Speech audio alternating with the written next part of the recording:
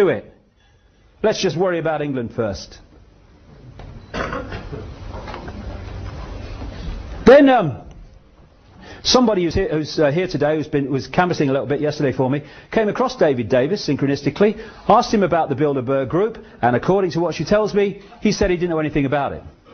And could someone send information? Well, he obviously doesn't talk to George Osborne, the Shadow Chancellor, and as things stand at the moment, the next Chancellor of the Exchequer of this country in control of our finance, or much as we do control our finance now. He was at the Bilderberg Group meeting a few weeks ago in Washington, and that's the third he's attended. And he was asked by someone who's been supporting me in this constituency, David Cameron, when he was here a few days ago, about the Bilderberg Group, and he said, there's nothing to worry about, basically. And if it was important, I'd want to be there, he said. Well, stick around, mate. Your chance will come, don't you worry. So, this Big Brother by-election is not what it seems. And when we're talking about limiting the debate, my goodness me, it's been limited in the time I've been here. They don't want to talk about any of this stuff. And when you talk to the media, of course, you're a nutter and you're all pushed aside. This is what it's about, controlling the debate. So what do you do then? You control the outcome. Yeah. I tried to get into a David Davis, Bob Geldof public presentation in the whole Guildhall the other day. I wasn't going to cause trouble. I went along, I'd got a ticket, a constituent in this constituency had got me a ticket. It was a public one, as long as you had a ticket, and I'd turn up. I just wanted to listen to what they had to say. I'm a researcher, I want to know. If I got a chance to ask the question, great. If I didn't, well, equally great. At least I'd see what they got to say.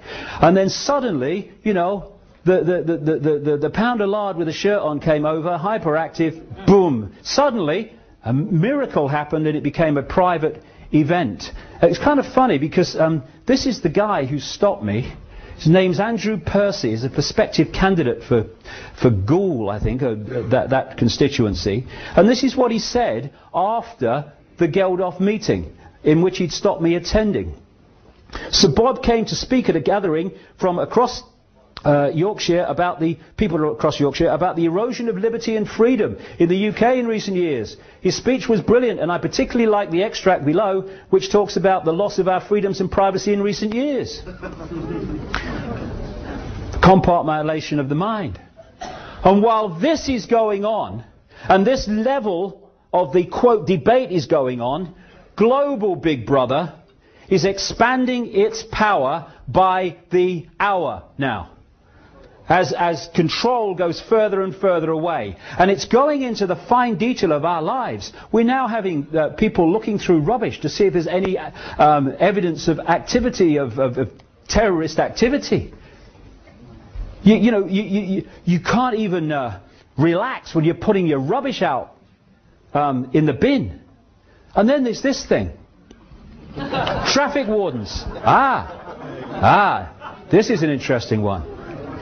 A few weeks ago, well, a few months ago now, I had a letter from a traffic warden somewhere in Britain. He's still a traffic warden, so I won't say who it was. And he told me a strange story and said I might find it of interest. He said he was called, he'd been a traffic warden for a long time, nice chap. And he said he was called in by the boss, who gave him, out of nowhere, 3 cards. One was a card that gave him authority to be a traffic warden, fair enough. But the second card was what they call a pace card. And on it are the words that you have to say, that a policeman says, to arrest somebody. You do not have to say anything but anything you do not say. That one. It's called a pace card. And the third card, was his authority to enter private property. Of course he's going, hold on a second, what's going on? I'm a traffic warden, I give tickets for parking, I don't want these. And the boss said, go away and put him away until further notice.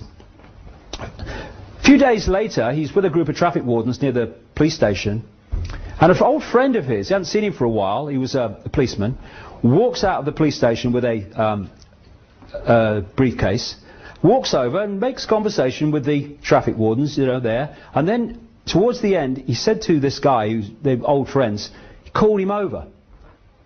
And he said, I want to tell you something. About 4 or 5 times in this conversation, the policeman said, don't tell anybody else. Don't repeat this, whatever you do.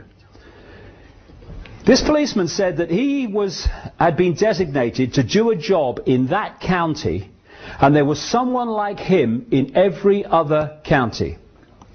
He said his job, and his fellow officers around the country, was to prepare for a coming war. That this war was expected to trigger enormous civil unrest in Britain, and that the military and the mainstream police force would be overwhelmingly focused on dealing with the civil unrest. Therefore, people like traffic wardens, private security firms, and CCTV operators, etc., were going to be brought forward to do the jobs that the mainstream police force were currently doing but would be tied up with over this civil unrest. He said, that's why you are being given these cards.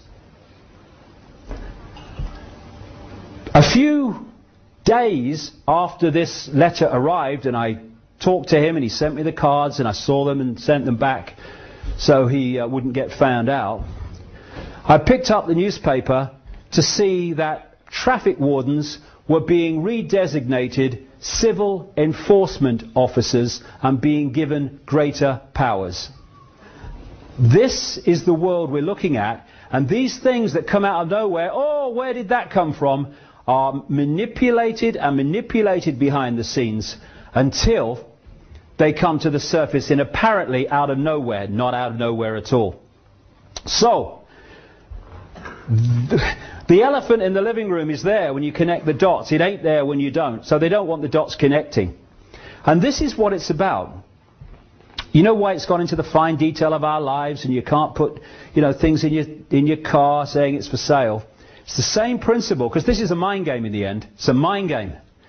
If you can control people's mind and perception, you control their actions. It's a mind game. Everything's up here. The idea is to do the same on the population as a whole that they do on laboratory rats and mice in these laboratory mazes, where they put a mouse in a maze, and if it goes down certain channels within the maze, it gets an electric shock. After it's been shocked a few times, you can take the electronic equipment away, and that mouse will still not go down that channel. What you've done is programmed the mouse into acquiescence to do what you want them to do, to become subservient to what you want the mouse to do. Now, what is happening now is in all these areas of our lives, right down to the finest detail now, as I say, we are being shocked in various ways no matter what we do. Traffic cameras, surveillance cameras, cards in windows, rubbish bin out on the wrong day, fine. Huh? What it's doing is creating a situation in the collective mind where I guess you could describe it as anything for a quiet life. Subservience. And the tasers with the police are fundamentally connected to the same thing. I know you're talking rubbish, officer. I know you're wrong. I know it's outrageous. But if I do anything to resist that, you're going to use that thing on me. I'll go quietly. We're laboratory rats or mice in a maze. And what we need to do is take the shocks and still go anyway. I've been...